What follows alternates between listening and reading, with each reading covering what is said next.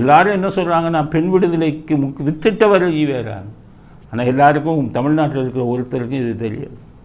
ஈவேருடைய முதல் மனைவி நாகம்மான்னு இருந்தாங்க. இந்த நாகம்மாள் எப்படின்னு கேட்டிங்கன்னா எப்போவுமே சாமி மேலே ரொம்ப பக்தியோடு இருந்தாங்க. இவர் திட்டிக்கிட்டே இருப்பார். நாகம்மாளுக்கு உடன்பாடு இல்லை, சாமியை கும்பிட்டாங்க. ஈவேராவுக்கு ரொம்ப கோபம் வந்தது. என்னடா அவங்க சாமியை கும்பிட்ற, இது நடந்த கதை, எல்லாரும் புரிஞ்சுக்கோங்க. அது அவருடைய பத்திரிகைகளிலே இது வந்த கதை. ஏன்னா ஈவேராவே அதை சொல்கிறாரு பின்னாடி. அப்போ என்ன பண்ணுறாரு, என்ன நம்ம மனைவி நம்ம பேச்ச கேட்க மாட்டேங்கிறாரு, எப்போ பார்த்தாலும் வீட்டில் சாமி கும்பிட்டுட்டு இருக்காரு அப்படின்னு சொல்லி வீட்டில் வந்து சாமி கும்பிடும்போது ஈவேரா பெரிய பிரச்சனை பண்ணார். அப்போ நாகம்மாள் என்ன பண்ணாங்க, சரி வீட்டில் தான் சாமி கும்பிட முடியலை, கோயிலுக்கு போய் சாமி கும்பிடுவோம்னு சொல்லி தினமும் கோயிலுக்கு போனாங்க சாமி கும்பிட. எல்லோரும் இதை நம்ப மாட்டீங்க, இப்படியெல்லாம் நடக்குமான்னு ஈவேரா பண்ணது.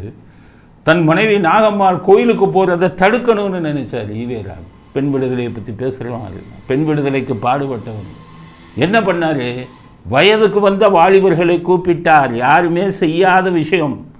தன் மனைவியை பின்னாடியே போய் கேலி பண்ணுங்க, கிண்டல் அடிங்கன்னு வயதுக்கு வந்த இளம் வாலிபர்களை மனைவியை போய் கிண்டல் அடிங்கன்னு சொன்னார்.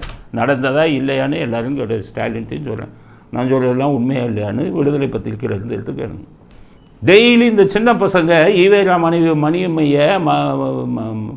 இல்லை நாகம்மாளை, மணியம்மை 2வது பண்ண கல்யாணம், நாகம்மாளை பின்னாடி ஃபாலோ பண்ணியே போகிறாங்க.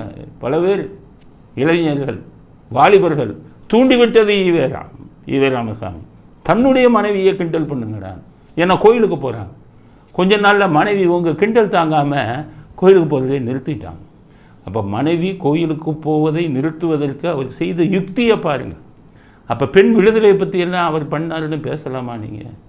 சிலப்பதிகாரத்தில் கண்ணகி நீதி கேட்டால் சிலப்பதிகாரே ஆரியர்களின் இது அப்படின்னு சொன்னவர் அவர்.